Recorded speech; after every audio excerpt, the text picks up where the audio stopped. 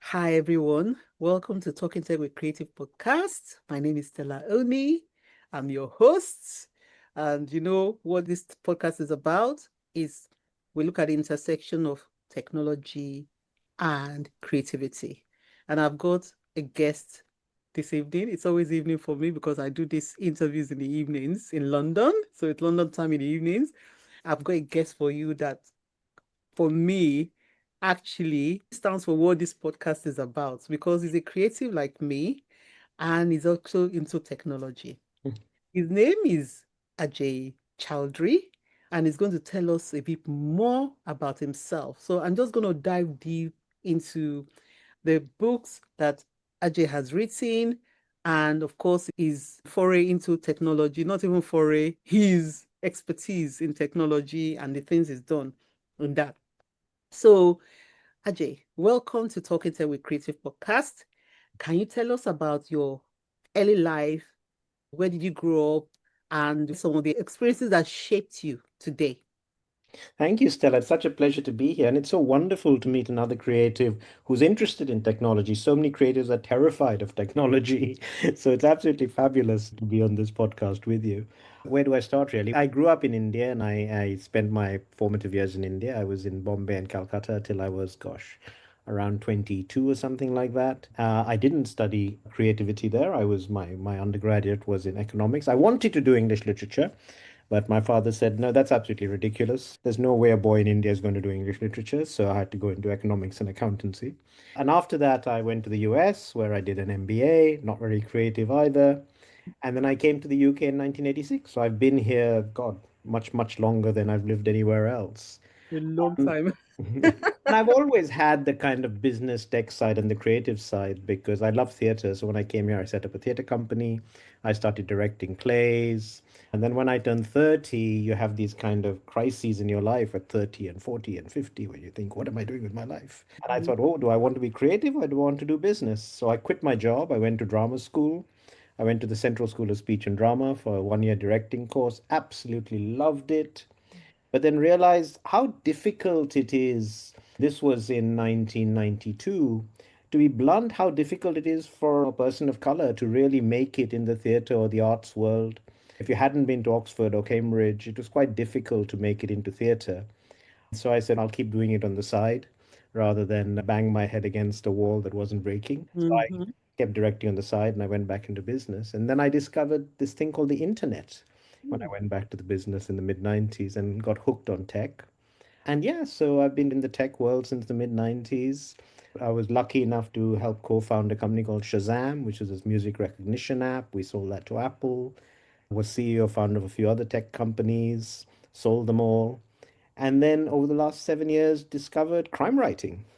And so suddenly I've become a crime writer, much to my amazement. I love it. I love it because I was thinking, I said, this book, the first book is The Waiter. So I read this, absolutely loved it.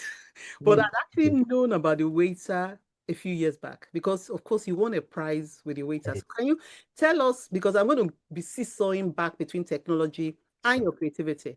So tell us a bit about that crime writing. How? Because this is so highly polished. I had to ask that question for a debut. Yeah, so it was sheer luck, and I feel so embarrassed talking about this because I meet my fellow crime writers who all have these stories that for 20 years I tried to get my book published and I got 500 rejections. And for me, it was a tweet. My wife saw a tweet saying, looking a competition for a first-time crime writer. She said, "Why don't you enter?" And I had this idea. I've had this idea for about 15 years about this cop from Calcutta who gets thrown out of the police force for corruption and ends up as a waiter in the East End of London in Brick Lane. So I wrote 3 chapters, I sent it in, and much to my amazement, I won. So I feel like a fraud because I didn't pay my dues for all those years. But in terms of it being polished, that was all down to my incredible editor, Sarah Adams, who was the editor on The Waiter. The first draft I sent her was so embarrassingly bad. I'm pretty sure they read it and got, oh my God, we've given the prize to the wrong person here. But Sarah was fantastic. She held my hand through the process about what it means to write, how to structure books. All those 20 years of getting rejections I got in 3 months You go training to from three her. months. Wow. And the book, Touchwood, was very successful. And they said, oh, let's have a few more. And suddenly I've published 5 books. Amazing. Absolutely wonderful. Yeah, I wanted to ask because I want to just talk about the novel because, like, you feature the immigrant experience, especially the tensions between traditions and new beginnings. So, how much is that is drawn from your own journey? You know? Oh, a lot of it. When I came to the UK in the mid 80s, London was a very different place then. Yes, of course, there were quite a few immigrants then, but it was very different from now, where it's far more multicultural and far more respectful of immigrants. But when I came here first from India, I didn't know how to open a milk carton. I got one of those Tetra Pak cartons and I was poking holes in it with my knife trying to get the milk out. I had no idea you had to open the flaps and do all the clever things you do with it. So I managed to really try. I wanted to get some of that humor across, or the fish out of water that Mhm. Carmel is. And I was trying to do that. So Brick Lane is such a fantastic place because on one side, it's very Bengali, very Bangladeshi, and that's where Kamil's from, Bengal in India. So in one side, he was felt like he was at home. But another side, he felt like a complete stranger because the London was not his city. And I thought that was a very interesting dichotomy to explore. How are Mm. you a stranger in a place where the road signs are all in Bengali? I thought that was interesting. And the fact that what I liked about it was that you went back in time between his present and his past. And the past was in India and the present was in England. So we're able to actually explore two culture, two kind of ways of doing things. How do you find that? And is that what you're carrying through in all the books? Because I absolutely loved doing that, yeah, because India has it's changed so much. It's such a specific place. So I loved the going back and forth. And I've gone back to India in The Spy, where he travels to Kashmir because I'm absolutely shocked with what's happening to Muslims in India today and what's happening in Kashmir. So I wanted him to go to Kashmir and he infiltrates Islamic terrorist gang who send him to Kashmir, but then he starts finding that he's agreeing with what they're trying to do. So he's completely conflicted wow. rather than trying to stop them. And then Mhm. in The Shadow, the entire book is set in Bombay, or it's Mhm. called Mumbai now, but for me it's always Bombay. Because again, weirdly, because in The Shadow, he's been in the UK for 5 years. When he goes back to Mumbai, he's a fish out of water in Mumbai. So he's now a bit like me. Although I've lived in this country for 35 years, I still feel Indian, but I could never go and live in India again. So I'm very much caught between what is my home, and I still don't know what it is, which may be a good thing, may not be a good thing. My wife is British Indian, but she's born and brought up here. So Mhm. for her, home is very much London. But for me, I'm in between somewhere. Be Mhm. similar for you as well in some ways, perhaps. Absolutely. You won't believe how similar experiences are. If I sit down and compare, we have actually have similar experiences. So that feeling of being conflicted. But so now I'm going to go back to because I know that food played a lot in your book. Right. Yeah, there was a lot of things about food that I was drooling. Food and religion. I know you didn't focus too much on religion, Yeah. but there was aspects of religion there, and there were quite a lot because, of course, he's a waiter in a restaurant, so there was a lot about food. Can you tell us about that? Oh, I love cooking. So I love cooking. And so I really wanted to bring the food in because I thought if I can make a reader scared and I can make them laugh, but I can also make them hungry and salivate, I thought, okay, that's another thing. That's quite a special thing for a book to do. Yeah. So I wanted to describe the food that I love. And Kamil, because he's here, is missing the food from home. So there's a reason for him to think about the food from home because I think when you leave a country, yes, you got your friends and all, but food is one of the things you always miss and always go back to. So Indian food in the UK never tastes as good as Indian food back in India. Never, never. It will never. No way. You know? So he misses it. And of course, because it's part of his life, I want to bring it to life for him. Yeah, that's fantastic. And one thing I've realized, because I've read a few books from like Asian authors, just I read from everywhere, but I particularly like to read books that are from people, not minority, but global majority writers. And one of the things I caught in your book, and like I said, I'm going to read the rest of the series so that I can understand that I've not been able to particularly find books that focus on what you focused on now, which is wealthy Asians. When you think about, yes, not in England, I don't Yeah. know, unless, but I haven't read one yet till I came to yours. Because that's what I focus on. I try to focus on, okay, if you're in this country and you're an immigrant and you happen to have wealth, how do you live? Your book is the first one that I saw that Yeah, thank you. I covered that.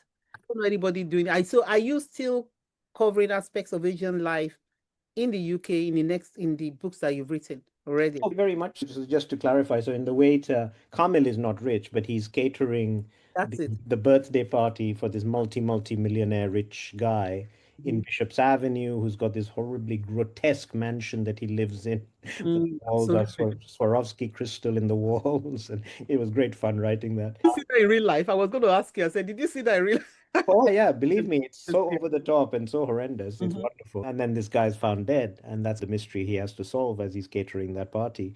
But it really interested me because India has some of the most number of billionaires in the world after the US and China, but it's also got some of the poorest people in the world. And that's what makes it such an interesting place because you have this huge disparity. Yes, you got inequality everywhere, but you have this huge disparity. And so I've enjoyed exploring that in some of my other books as well. The book I'm writing at the moment, which will come out in 2027, is actually about a multi-billionaire in the Indian guy in the US, and he's a crypto billionaire living in this massive penthouse in Columbus Circle, but he's got this illegal immigrant Indian servant working for him. So again, I'm quite intrigued Love that. I in love it. kind of contrasting their lives there, Yeah, particularly given what's happening with immigration in the US right now. yeah, yeah, it's true. That's fantastic. I wanted to ask about the conversation around immigrant success, especially in tech and creative industry. Do you think the same old barriers are still there? Or do you think things have changed a lot? Oh, it's changed a lot. In tech, it's changed a lot. In the US, if you look at the bosses of most of the tech companies, they're all Indians. If you look at Google, if you look at Microsoft, it's Indian guys who are the bosses over there. And then most of them are immigrant. Even Elon Musk is an immigrant from South Africa. Yeah. So immigrants in the tech industry, particularly in the US, I think have done extremely well. And Mhm, I think in the creative industries, you're beginning to see it too. Certainly, you're beginning to see it in books with you've got people like Abir and Vasim, Oh, etc., who Jane. really Well, blazed the trail for writers of color in the area. Before that, obviously, you have people like Salman Rushdie and so on. But you're beginning to see it in music. You're beginning to see it in film, in theater. My daughter's an actress. mm, So I think it's quite wonderful that suddenly you're seeing this spark of creativity coming everywhere. And from Indian parents, normally they always wanted their children to be doctors or engineers or lawyers. Now they're beginning to see, okay, maybe there are other professions that are mm, not so bad. that I can follow. Yeah, that's fantastic. Even though I asked a question, I want to just lead with the fact that do you still feel that in a way, even though there's a lot of progress, do you still feel that in certain spaces, do you still feel that sense of being an outsider in Mhm. certain spaces? I feel an outsider everywhere and I think that's just a personality thing more than anything else. When I entered the crime industry 5, 6 years ago, I was an outsider in the crime industry. I didn't know anybody. And luckily the crime fraternity and crime writers are such a friendly group of Yeah, people yeah. that they're really willing to help, really willing to embrace you. So that's been great. But yes, I'll be honest, I've always felt like an outsider. But I think it's a personality thing more than anything else. And who knows why that is? Do you think you are an introvert or an extrovert? I'm just leading from that question when you say personality thing. I'm an introvert, but I can fake extrovertism quite well. Ah, I can fake it. Fake it, you make it. Exactly. Oh, I've learned to fake it over the last 20 years. oh, awesome. So I want to talk about the AI. AI is like making strides. It's not stopping in every area of industry, but there's still quite a lot of reservation about AI in the writing world. Absolutely. And you're one of the fearless people that advocates the use of AI. Can you explain what you feel the writing world should know about this technology and what you think that they should do? It's not going away anywhere. The reality is, ChatGPT is the fastest growing technology of all time. Over 1 billion people around the world are using it, and it's going to be in every part of our lives. So, I certainly do not advocate using AI to write books for you or to do your writing for you. I think what's the point of that? The reality is that the joy is the writing, the joy is finding the plots, finding the words, finding the right words for the thoughts that you want. That's the joy of doing it. And why the hell would you want a computer to do that for you? But I use it in a lot of other ways where I think it is very helpful. So the first way is to enhance creativity. So I got approached a couple of years ago by Google, who wanted to create a new kind of interactive short story to launch their new Pixel phone. They Hmm. asked me to write a short Kamil Rahman short story for them, which I did. It's called The Invitation. It's available for free online if anyone wants. Okay. We'll And put a link. sure, thank you. They then used AI to create a bunch of interactive animations, audios, videos to go with the story. And the story was told through a combination of my text and Mhm. then these audio and video. So it really brought it to life. For instance, it starts off in Tandoori Nights restaurant, which is the restaurant in my book. By using audio and video and pictures, they brought the restaurant to life in a Wow. lovely way. So you actually felt you were there. Mhm. So that really enhanced my creativity because it made me think in a different way. If I'm telling a story, how do I tell it through all these different media rather than just through words? So that was one thing that I found very helpful. I think for research, it can be extremely helpful. I have a book coming out next year, which is a standalone novel, which deals with AI and technology, but it also deals with quantum physics. So it was very helpful. I'm not a quantum physicist, Mhm. but ChatGPT was very helpful when I had certain questions about quantum physics. I could ask it and then check the answers with a real quantum physicist. But while you're writing, you don't have access to a professor in Cambridge every day. Yeah. I found that a very helpful resource. And then, frankly, for a lot of nuts and bolts thing, again, this book I'm writing right now, I suddenly thought it's written in the first person present tense. And Mhm. I thought, oh, this will be quite interesting. I wonder what it sounds like in the third person past tense, this chapter. Oh. I could have gone through it and it would have taken me half an hour to change all the I's to he's and looks to looked. But I put into ChatGPT and it just changed it instantly. So I could look at it and say, yeah, that doesn't work. I'll go back to the way I was doing it before. So it didn't change any of my words. It literally just changed the tense. I think as a tool to augment what I'm doing as opposed to replace what I'm doing, it makes it a lot quicker. And I think it's terrific. And I think everybody, bluntly, I think everybody will be using it in the way they use spell check and grammar checks in the next 2 to 3 years. Mhm. Again, two things to make very clear. I'm not advocating it writes for you. I don't see the point of doing that. Or frankly, the writing it's doing is getting better and better. Yeah. And then the second thing is, again, I'm completely against the fact that all our books, including yours, Stella, have been stolen Yeah. by these large tech companies to train these models, and we got paid nothing for it. Yeah. They've illegally taken all our books, which I think is the most unethical thing. They've done lots of unethical things, but this is extremely unethical. So I'm Mhm. completely against that. But there's no point burying your head in the sand. It's there, it's a tool, and if it helps you, use it. But don't let it write for you because that's then conning the reader. Yeah. So I'm just going to tease something out from what you've just said, because you said you put your work into ChatGPT Mhm. and you change the tense. So a lot of writers have reservation about, oh God, I don't want my work in there. I don't want to train the AI to, oh, I don't Mhm. want my work to be stolen. What do you say about that? What do you say about the idea of putting your work in there? So two things. One is, firstly, your work has already been stolen.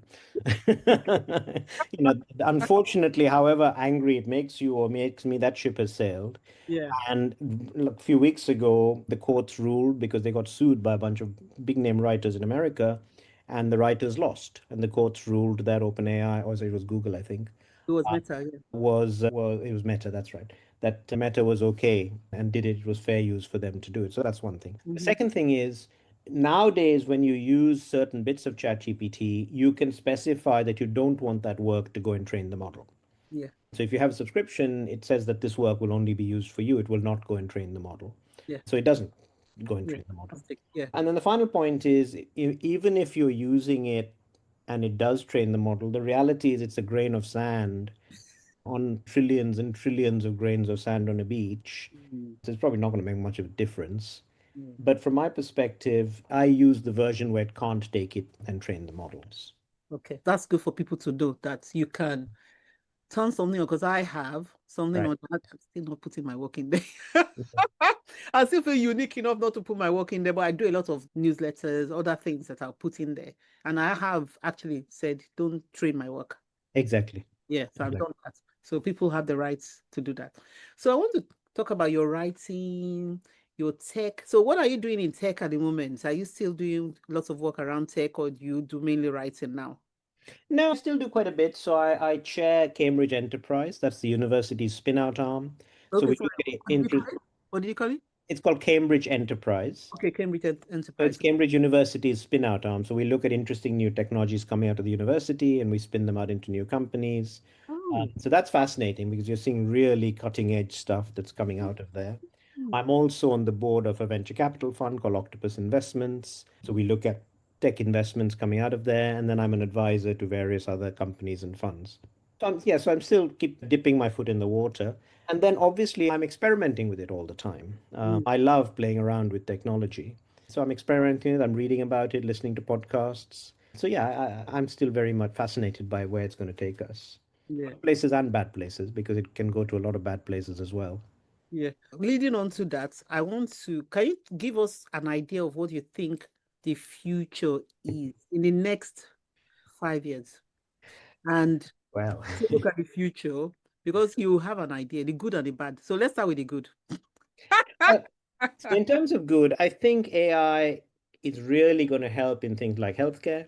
I think if you look already, it can read X-rays better than a lot of radiologists. Already, NHS doctors are finding AI is helping them working with patients. I think it'll help find new drug discoveries.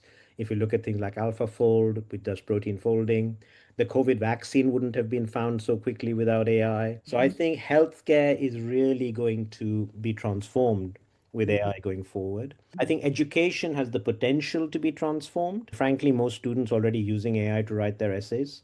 But the reality is that governments have to figure out, and universities and schools have to figure out, how do we use this in the most effective way? I think in Africa right now, they're experimenting with using AI to give one on one tuition to students in classrooms, and they're finding it very effective.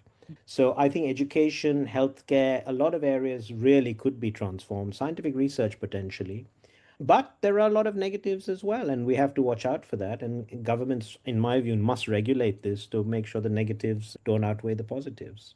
So things like the deepfakes, because there was something that I read, quite a disturbing article I read about deepfakes being used against women, very nasty. And I was like, Absolutely. I think deepfakes are used against women in terrible ways. It's used to sway elections. In the US elections, the Indian elections, deepfakes were used in terrible ways. Autonomous weapons, I think, are terrifying. The idea that you'll have weapons that are just controlled by AI with no humans in the loop, already being used in certain battlefields, I think that's very scary. And then just generally, tech companies have not been the best regulated companies and they're not very good companies. I think social media is one of the biggest causes of pain in the world today. I genuinely believe that. And the tech companies have done it on purpose. They've on purpose gone for trying to get you to make you angry because then you'll click more and they can sell more advertising. And I think that's been completely toxic for the entire world. So that's my big fear that in the US, for instance, the Trump administration has just come out with AI regulations, which are not regulations at all. They're basically letting the tech companies do whatever they want. And that scares the hell out of me. oh my God. So the future, we need to watch the future like hawks, but we can't do anything about it. Governments can. The EU is trying to regulate it, but the government's also very scared because the EU is very nervous that if they regulate it too much and China doesn't and America doesn't and Saudi Arabia doesn't, then Europe falls behind. So that's a very difficult balancing act to try and manage. I understand it, but it's difficult for them, but they have Yeah. to do it. Otherwise, it's opening the door to some really bad shit. And I see what they mean because the bad actors can literally be somewhere else and Exactly. they can do whatever they want, really. Exactly right. Exactly right. AI can create artificial pandemics. The CEO of Anthropic said he thinks we're 6 months away from someone being able to weaponize a virus using AI. So that kind of stuff is very scary. Oh my God. And one person just sitting in their room somewhere, being able to use this. Exactly. Exactly. That's crazy. They make for good thriller stories, though. Yeah, I was thinking like, oh, do I would I want to write anything on technology? And I just said, no, stay away from it for now till I start. But I was just thinking about I'm going to deliver a training on writing trailers in Africa. And then I just thought about this idea around, okay, I'm going to put a scenario around technology. So, and then I just thought about something and that's like a spark. And I thought, Yeah. so it's possible, highly possible to use those things as weapons. That's the other issue. I think continents like Africa could get left behind in this AI race. What happens then? Because you've already got Africa is going to have the most amount of young people over the next couple of decades. It's got people who are really ambitious and want to work and want to create stuff. And if the big countries in Africa are not going to be winning the AI race, are they going to end up being dependent on China's AI? Are they going to end up being dependent on the US AI? What does that mean? So I think it has all kinds of geopolitical implications. I think because I've been keeping, actually, I was going to do my intro. I told you I was going to do it separate from the, normally I would do it and you'll be watching me. But I've been keeping an eye on things going on in Africa, and I think there's quite a lot of innovations going on. And they Hmm. might not have the infrastructure to go as Yeah, far as they want to. Like you said, they might maybe dependent on places like China. But there's lots of innovations going on and bootstrapping. yeah, yeah. And I remembered one time going to ChatGPT to ask a specific question about what will happen to Africa, the comparison between Africa and the developing world. You have what they call developing and developed world.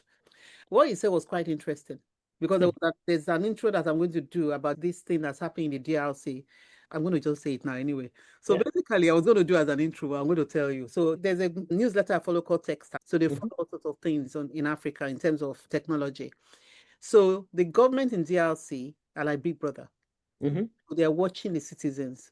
So Interesting. if they go into Facebook, they go into their WhatsApp, they infiltrate everything to see what Really. the citizens are doing. And then you have these vigilantes who are ethical hackers. Really. What they're doing is bootstrapping. So they are actually protecting citizens and Oh, protecting against disinformation and blocking the government, whatever the government is trying to do to the citizens, they're trying to protect the citizens yeah. against fraud. And they're using all sorts of things. They're doing it from barber shops. Wow. I was going to read the precise thing that the lady was saying, where she was saying that they were not even using any of the sophisticated thing, only GitHub. I think it's GitHub and something else, maybe Google, Git, Hmm. Google, and they're using Telegram and some other things. Just I've been doing it from the barber shop. From so what I'm saying is that when I read that, when I went to ChatGPT to do that research, it said Africa might not follow the way the West Interesting. is doing Yeah. things, but scale. They will scale by going using Interesting. different ways. Yeah, yeah, Yeah, like how mobile banking went to Africa. Mobile first banking started from there. So yeah, that's what's going to happen. So yes, there's likelihood that they will be left behind in some way, but there's bootstrapping, there's other ways that they're going to just yeah, go yeah, and just get round yeah. the thing that's taking a long time to do here. I really hope so because certainly with M-Pesa, talking mobile banking, Africa very much took the lead in things like that. Straight on. So what they're going to do is they're going to just hurdle. They will jump over some things. Some things they will be left behind, but some Yeah, things they will jump over yeah, and yeah. just fight I really the way hope that so. suits the citizens. I really hope they do. No, I'm following the journey, so it's quite interesting. So I wanted to ask you about what's your rituals and practices, because of course you have your structured world of business, and you have your creative writing and all that. So how do you do it? I'm just interested in your rituals. I think business can be very creative as well. The one thing that has always, if I look at a common thread in everything I've done, whether it's business or theater or entrepreneurship or writing, it's all about creating something that didn't exist before. Mhm. So Shazam didn't exist before we came up with the idea and launched it, and suddenly over 1 billion people around the world are using it. If I'm directing a play, that play didn't exist before we put it on. If I wrote The Waiter, that didn't exist. And that's what really excites me, is that you have an idea and then 1 year, 2 year, 3 year, however long it is, it's there, whether it's on a page or whether it's a company. And you think, we did that. As a team, we made that happen. And even writing is teamwork. I couldn't have done that first book without Sarah Adams and without Havel Sekar really helping me get it out there. So that is what I find very exciting. Mhm. In terms of my rituals, perhaps because of my business side, I am very much a plotter. So I do like to plot my books out. And so I know roughly when what is happening. And then yeah, obviously changes as you're writing it. Nothing stays the same as you're writing it. It goes off in different directions. But Yeah. I know I want to get from A to Z, but I might zigzag on my way from A to Z. And that's absolutely fine. I used to write, and I've retired from full-time work, but when I was working, I used to write from 5 a.m. to 8 a.m. every morning. I went to bed at 10 o'clock at night, so I was very much an early bird. And I found no distractions. That was a great time to write.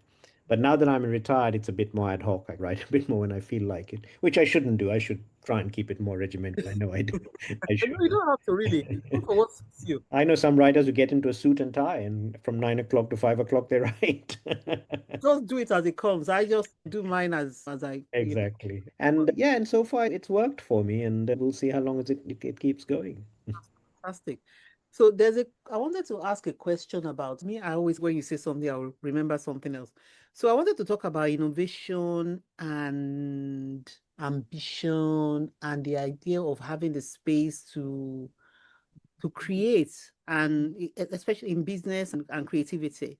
And to think that you were able to do that in Britain, I feel, for me, this is my personal opinion, that the Britain still lags behind places like the US when it comes to encouraging difference. Let me put Yep, yep. Tell me more about that, please. I think that's right. I think it comes down to an appetite for risk taking more than anything else. I think in the US, it's a country that's built around taking risks, and people are prepared to take far more risks because in the US, if you fail, you can reinvent yourself very quickly. And Donald Trump has gone bankrupt God knows how many times, and he's reinvented himself pretty well, like it or not. In the UK and in India, I think failure is seen as something far more negative, that Mm. you must not fail. And because if people say you must not fail, then people just don't take the risks that they need to fail. One of my favorite quotes is Samuel Beckett, which was tried, failed, tried again, failed better. And I love that quote. Right. I feel better. You know? And I think that's one big difference between the US and over here. In the book field, it's I think very interesting because publishers quite like things that have worked before. They're not necessarily crazy for you to take big risks when they're publishing books, because if you've had Girl on a Train that was successful, then you'll have another 10 Girl on a Trains coming out after that. But when you read, and you and I read a lot of crime books, and when you read something that's very different, you go, wow. So the most recent one I read was Chris Brookmyre's The Cracked Mirror, which blew me away because it's Miss Marple meets Philip Marlowe. So this idea of Miss Marple and Philip Marlowe solving a crime together, you go, what a fantastic idea. Sure. So, And because our readers are now so sophisticated, we have to try and really stay one step ahead of them and surprise them. And it's very difficult to surprise them because they've seen everything, they've read everything. And that I really enjoy doing, which is what can I do that will really surprise the reader and surprise myself? And that's fun. And that's fun. It goes to an extreme where everyone's trying to think of the twist and what's the latest twist. And the and the twist has to be earned. You can't parents, just have a twist for the sake of having a twist. But it's fun. As your readers get more sophisticated, you have to stay one step ahead of them, and that's good fun to try and do. you did fool me in the waiter, by the way. Oh, You good. Oh, good. got me. You got me. You got me. So I'm yeah, glad. go read it. Go read the first one in the Kamil Rahman series. Brilliant. So actually, I'm going to take a step back because we talked about reading. So what were the things? Because obviously you wanted to study literature when you were young. Then of course, just like our parents, they guide you to what you can use to earn money. So I understand that because I regret not studying English literature. I would have aced it. I was Yep. too scared to study English literature, and yeah. So Yep. what formed those early love of literature? What In made you India, decide that you wanted to study it? I've Yeah. been reading since I was, what, 4 or 5 years old. And in India, when you read, you grow up, there's a holy trinity of Enid Blyton, Agatha Christie, and P.G. Wodehouse. Yeah. So I grew up on Famous Five and Jeeves and all the Poirot. And that's I absolutely fell in love with that. And then as I went into my teens, then I started reading much more Alistair MacLean and Desmond Bagley and all of that kind of stuff, and I absolutely loved it. So I've always read, and I never thought at any time I would be a writer. So that's been one of the joys of my life to Mhm. think about that. And the wonderful thing of having read for so long is you have in your head ideas and things from lots of stuff you've read. They say there's nothing new that one writes. You're just kind of reconfiguring what you know. Yeah. And that's been fun to do. That's been fun to do. That's fantastic that you're able to use all those early influences, to come back and say, okay, this is what I want to do now and I'm enjoying it. And like you said, Absolutely. creative as well. So you're just having fun along the way. So Absolutely. I wanted to ask about crime fiction in Mhm. general, I think crime fiction and the diversity, multiculturalism within crime fiction, because I didn't go to Harrogate this year. I don't know if you went to Harrogate. I didn't I go. was, yeah. Yes, I didn't go. Yeah. But I was blown away by the fact that I think it was the most diverse Hmm. Harrogate I've seen in a long time. Yep. And kudos to the organizers, kudos to what they've done this year. I was quite impressed compared to because I remember distinctly when Abia, it was it before COVID or when Abia wrote this, I Yeah. wrote this tweet about the lack of diversity in thick crime Yeah. festival, secular crime festival, isn't it? Old, I'm good. I always get it mixed up. So anyway, and they come 2025, and I was very impressed. He won the Theakston for Hunted as well, which is, I read Haunted. I yeah. read Haunted last year and loved it. And I Yeah. knew that it was, yes, it was set for prizes for that. Lovely. So tell me more about that and what you would love to see. What has happened and what you'd love to see. Asian crime writing or diverse crime writing has become so much more mainstream now because I think until a few years ago, well, until before Abir and Wasim, I think publishers were very nervous, saying, "Oh, nobody's going to want to read those books," and then they realized there's a market for those books. Yeah. And I think readers just want a good story. They want good plots, they want good characters, they want gripping stories. And if it's something different, fine. Nobody wants to just see Midsummer Murders 24/7. And I think we're bringing your books, I think we're bringing something different to the genre because we're writing about stuff that traditionally hadn't been written about. I think Kamil Rahman is probably one of the only Muslim detectives, if not the only one, in mainstream crime literature. And I'm really proud of that. I'm Yeah. not Muslim, but I wanted to write about that because I wanted to explore what it would be like. And you mentioned religion, and the book he does, Kamil himself is not a practicing Muslim, but he explores religion in his books. And I find that quite fascinating. So I think we're bringing something different, and I think readers are responding to it, and publishers are realizing, oh, okay, there's something else here. I'm really hoping that it'll stop being an issue we even have to discuss in a few years' time because it'll just be normal. And that would be great when we reach that point. Fantastic. Talking about Kamal, part of the book was about corruption in Hmm. police force. And we know that corruption happens everywhere. But I Absolutely. write my police procedural set here, Yeah. writing a series that is not a police procedural, and I know that there's corruption. So, what do you think? Tell me about it because me and you we straddle it's two different culture. We know Yeah. corruption exists, Yeah. but it manifests in different ways in book. Yeah. Tell me a little bit about that. Yeah, no, and I try and bring it in the book, as I said, whether it's through food or whether it's through his language or I mean, it's very interesting in the waiter. I had various things written in Bengali Mhm. which through context you could understand what people were saying because I didn't want to have a translation every time someone said something, but through context you could work it out. But some readers didn't like that at all. They said, "Oh, I should have translated." And I said, "Look, you know what you can work out what they're saying, but that's his life. People speak Bengali when they're with him."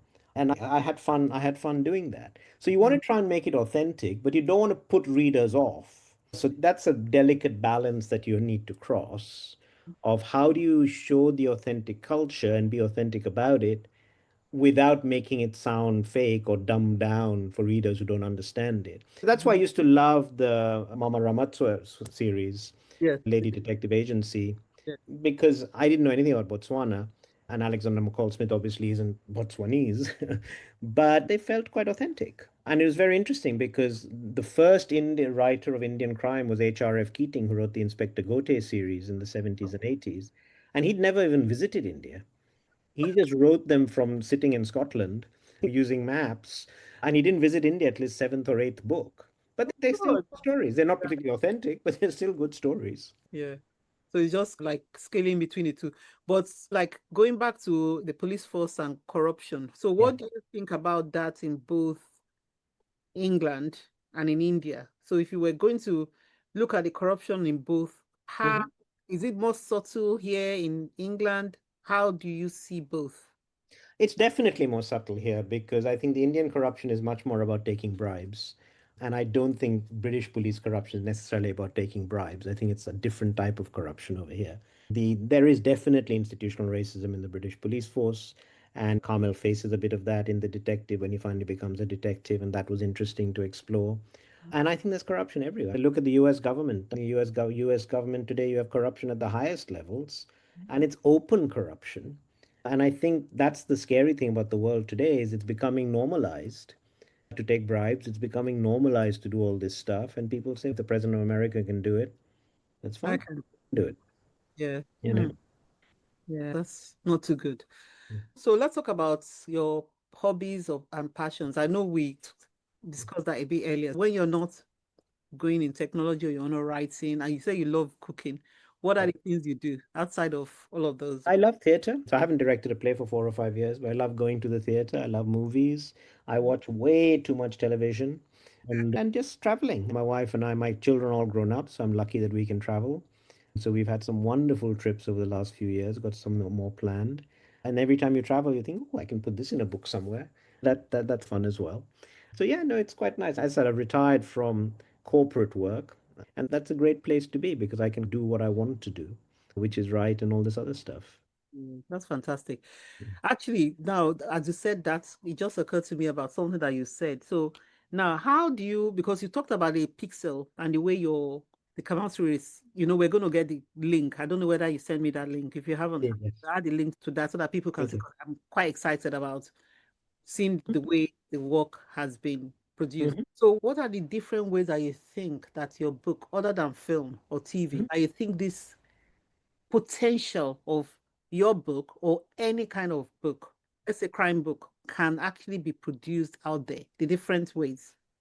I think this is very interesting because if you remember the old CD-ROMs that you used to have, I don't know if you remember I from the remember that. Yeah. 1990s, where you could click on things and things would happen. Dorling Kindersley did some great children's ones. Yeah. I think with AI, you're getting back to a place where you can start adding a lot of color to your books in different ways. You can start adding illustrations, you can start adding music if you want it, if it's a PDF. You can start creating links within it, within ebooks. And that, I think, as I said, is very interesting because it's a completely new way of thinking about writing, which is how do I add all these things that can add to the enjoyment of the reader? It shouldn't take them out of the story. You still want the core story to go. You don't want them to get distracted because people are so easily distracted these days. But I'm quite excited about that in Mm. terms of what one could do. And as I said, the invitation was an experiment. It Mhm. wasn't the most successful experiment. I still think it's a fun thing to read and experience. That's why we're giving it away for free. But I'd love to do more of that. So do you think, because I know that AI is just overwhelmed everything that was developing, because a few years ago we're talking about NFTs and metaverse and crypto and blockchain, and suddenly AI came and just, but we know that they're still happening in the background because things like this would have been lovely to see in the metaverse. Yeah. Yeah. So I'm hoping that at some point, or maybe AI will transform the way those things work. What do you think about all those other kind of technologies? Crypto's back in a big way because of Donald Trump. Coin is at its highest ever price. The metaverse, I think, is very interesting. It's been a big flop so far, although people have thrown huge amounts of money at it. But Apple is an interesting company because Apple changes the game a lot. And obviously, they've launched the Vision Pro, which I've played around with. It's a fantastic piece of technology. I have no idea what one would use it for because it just feels like great technology, but I don't know what it's doing better than anything else does.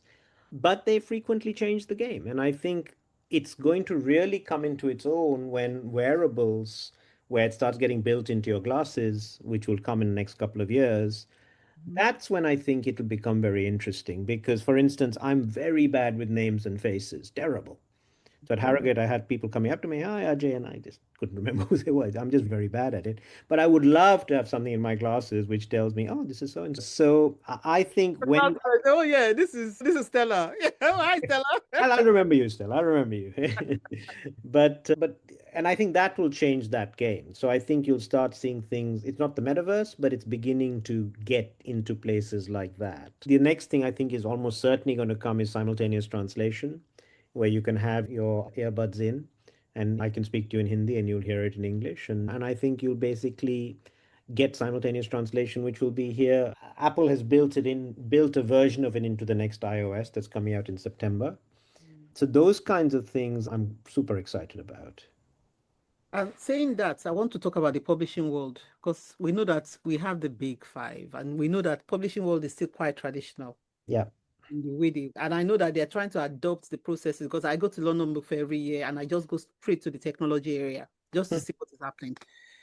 But do you think that a there will be a company or a startup that might disrupt publishing? I'm not talking about the ones that are saying we're going to produce 7,000 books. I'm Yeah, talking about a startup that will just disrupt the yeah. way publishing is working at the moment. Do you think something that will come out like that? I think it's a very interesting question. I haven't really thought about it. Amazon is obviously trying to do it. Now they're doing it in the wrong way, in my view, because Amazon is embracing AI written books, which I think is a nightmare. Mm, The amount of rubbish on Amazon now is dreadful. So they obviously are trying to disrupt publishing from a tech angle. It's a good question. I haven't thought about it, but I think the publishers will have to adapt. They're all using AI in different ways now. So you've got the Dutch publishers say they're going to use it for translations. yeah. You've got Oh, publishers saying they're going to use it to do right. audiobooks now. So they're all beginning to use AI. I'm Mm, pretty certain if you look at some of the best-selling books out there right now, it's Hercule Poirot, it's James Bond, it's Wilbur Smith, it's John le Carre, and these are all authors who've been dead for Agatha Christie yeah. for quite a long time. And right now they're getting other people to write their books. So Sophie Hannah's writing Poirot and so on. I'm pretty sure in a couple of years' time they'll say, why don't I just get AI to write the next Poirot? Mm. And people will buy it because it's Poirot. Because Branded, isn't it? It's branded. exactly, they're buying the brand, they're not buying the writer. And you could have multiple. The thing I was just trying to talk about was multiple translations. Yep, So where you, for example, now you have, that's why I was talking about the traditional way of working, where you say, oh yeah, we've sold translation rights. And maybe it's like maybe a few here and there, and it goes very slowly. But with AI, you can actually have multiple like absolutely. translation Absolutely. simultaneous. So you could have 20 simultaneous Yeah, translation of yeah, one book. And absolutely. at the same time, at the same in the same period, as Yeah. opposed to Yeah. Now, is that a good thing or a bad thing? I don't know. Personally, I think human translated books are and probably I going to think be that's better. that's why the Uh, writing people are a bit scared. exactly. That's why they Uh, say it's but if scary. you're self-publishing a book, I'm pretty sure self-published books will say, you know what, I'll publish it in 10 different languages, 20 Yeah. different languages, and we'll see what happens. And if they're decent, people will buy them. Because as I said, AI translations are not as good as a human translation, but they're not necessarily terrible either. You know, That's and yeah. it's getting better all the time. It's a fact of life. However much we don't like it, we're just going to have to figure out how to adapt. But that's why I think publishers have to have an ethical AI policy and Mm. say what are they going to use it for and what are they not going to use it for. And ideally, I think they should publish it. We've had this conversation in the context of the CW Yes, first. but we're still discussing, we're still having discussion around it. So now just going to, because we're wrapping up now. So Yeah. what advice would you give the first or second generation immigrants trying to build careers in fields where they don't often see people like themselves at the top? Well, I think they're beginning to see people like themselves more and more. So if you're in Hollywood right now, you have some amazing actors in Hollywood of color, or if you're in Elba, or whoever, you're seeing more and more people at the top who are of color. So I'm not sure for first generation, second generation people that's that much of an issue anymore. I think they've seen, yes, we can make it. We will have to try harder. They Mm, will have to be much better, in my view, than an equivalent person who's not of color. My daughter's facing this right now, but she's excited about it and she's excited about making it happen. So keep going. The door is opening, no question about it. And I think that's great news from when you and I may have come to this country when it was much more difficult. mm. You're right. I'm talking about legacy now. What do you think you'd want to be remembered for? Oh You've my God. done, you've done a lot of innovation, Oh all sorts my of things, God. all sorts of exciting. You've actually done a lot of things I'm sure you're quite proud of that. Proud of it. I'm very proud that I helped create a verb. To Shazam has become a verb. Yeah, And that's quite nice. Look, I have no idea. I'm hoping to, I'm 63 now. I'm hoping I'm going to keep going for a long time. you're right. And hopefully, what I'm going to be remembered for, I haven't even done yet. And hopefully, it'll be something positive. As opposed, he remembered for doing something absolutely horrible when he was 65 and he got cancelled. And hopefully, we're not going to go there. Something I'd like to see. So just remember something. Like they always say that writing, people always say that authors are not always well paid. Yeah. So what's your opinion on that? And what's your advice to new authors coming onto the scene? Don't do it for the money. The reality of it is what the average author made. What did they think? The last thing I saw was Seven, 7,000. £7,000 a Imagine year. you can't live on that. Don't do it for the money. Some people will make it big, but it's a very tiny percentage of those do. And I think it's difficult for new authors coming now, big for two, three reasons. One is the celebrity culture, where you've got celebrities writing crime books left and center, and that's being grabbed, and huge advances are being paid. So that's crowding out people. I think at the bottom end, you'll get AI starting to write these books, and publishers will publish them. That's going to crowd out people. So I think for you and me, and if we can build a brand of our, whether it's our characters or our own brands, hopefully we'll have a bit of a future. But for new authors coming in, they've got to figure out, how do we stay ahead of the game? How do we surprise audiences? How do we surprise readers and come up with things that are really unique and different? And some of them will be using AI to augment what they do, and as long as it doesn't write it for them, fine. I've been using Pro Writing Aid for all of my books. It's not AI, but it helped polish my books a lot. Mhm, And mhm. things like that are great. I use Scrivener. And these tools I think are great. There are other people who still write in pen and paper, which amazes me. If that's their process, that's their process. I like to use technology and I've used all those.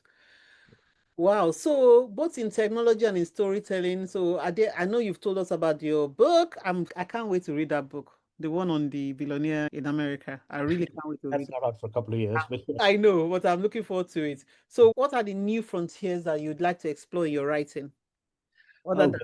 So I've got a standalone coming out next year, as I said, and that's different. It's a thriller, but it's much more a speculative fiction thriller, and it's about another billionaire who's weaponizing AI. That was like a that was billionaire. exactly that was a lot of fun to write. It Ah, allowed me to think about, where might AI be in 5 years' time? wow. How would one weaponize it? So I'd love to write more of that. I'm a huge science fiction fan. I would love to experiment with writing some science fiction at some point. We'll see. We'll see. So I'm just gonna give you some quick questions. What's your go-to comfort food when you're under deadline? Oh my, it's Tell me, in tell me about something. I'm hungry anyway now, so you make me hungrier.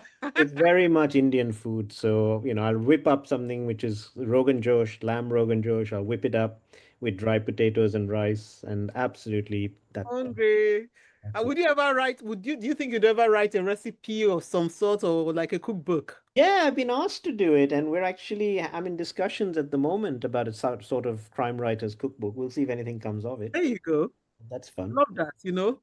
So tea or coffee while writing, do you drink any of those beverages? Neither. I can't do caffeine at all. Any caffeine keeps me up at night. So it's just whiskey and it's water. And Actually, who, coconut. I'm addicted to Vita Coco coconut water. I do drink a lot of okay, that. coconut water is good. It's fantastic, isn't it? Yeah. So how about your favorite crime writer other than yourself? That's a difficult one. There's so many. I mean, Hold on you. if I were to pick one, I'd probably pick P.D. James. I've always loved P.D. James because Agatha Christie was fantastic at the puzzle, but P.D. James was the first one who I read who really got into the impact these murders had on people. And I loved that because Agatha Christie, somebody would die and nobody would care. That's it. That's it, yeah. Solve the You know, puzzle. But P.D. James, you saw the impact on people. You saw grief. And she was one of the first writers I read who really brought that home. And she writes beautifully. yeah, Yeah, if I were to pick, or Philip Kerr, there's so many. There's so many. yeah. So we've actually come to the end of our questions, and I just want to know how you want people to reach out to you on. Through my website, my email's on my website. If people are interested, please do through Instagram. So what's the name of your website? Sorry, What's the name of your website? rjchowdhury.com. It's gonna be in the show notes, but just in case people are too lazy to look. Okay. rjchowdhury.com. Yeah, reach out to me. I always respond when someone Media, does. social media, are you Yeah, I'm on Instagram, I'm on X, Facebook, and I always respond. I haven't done TikTok yet. That's a bit too young for me. But yeah, and I always respond when someone reaches out. So please reach do. out? Yeah. Yeah. Fantastic. Thank you so much for coming to the This was podcast. such fun, Stella. I've really enjoyed it. Me too, and I can't wait to publish this. It will be coming out in a couple of weeks. Thank It's you. every other week, so I've just had one out. But yeah, absolutely lovely. Thank you And so we've got to meet up and discuss your background as well and how similar we are in so many You experiences. definitely are. As you're telling me, I was like, so I hope you've enjoyed that interview with Ajay. I absolutely loved. There were lots of nuggets, and you can see I was going backward and forwards. My questions are never linear anyway, so that means that you should make sure at least, or if you read the show notes, you know where to. If the areas you're interested in and you want to listen to, you can listen to those areas. But Ajay had a lot of nuggets and a lot of things that you can take away from that interview. Yeah, have fun. So please follow, review, subscribe. If you find us on YouTube, subscribe. My subscription needs to go up on YouTube. So do listen, and if you like it, and subscribe. That will encourage me to keep doing this podcast and to bring more amazing guests for you to listen to. And I'll be covering different industries. So you would always find something for yourself in the podcast. So anyway, thank you so much for listening. I really appreciate that. And I will add all of the contacts and everything that Ajay has mentioned in the show notes. So you'll be able to click on links and see what we're talking about, or if you want to connect with him on his website or social media. So anyway, take care and thank you so much for listening.